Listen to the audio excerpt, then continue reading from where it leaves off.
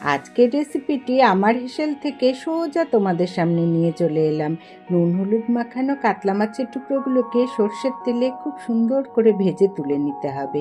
তারপর ওই তেলের মধ্যে আমি ফোড়নের জন্য দিয়ে দেব সাদা জিরে আর গরম মশলা।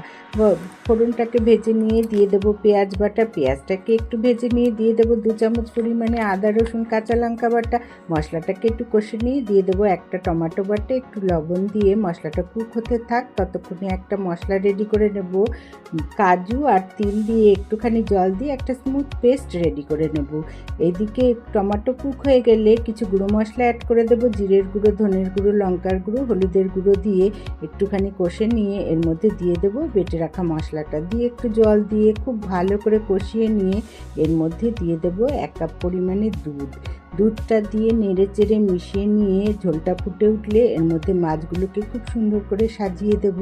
দিয়ে ঢাকা চাপা দিয়ে একটু সময় রান্না করে নিয়ে তারপর আবার ঢাকা খুলে মাছগুলোকে উল্টে পাল্টে দিয়ে আবার ঢাকনা দিয়ে একটু সময় রান্না করে নেব।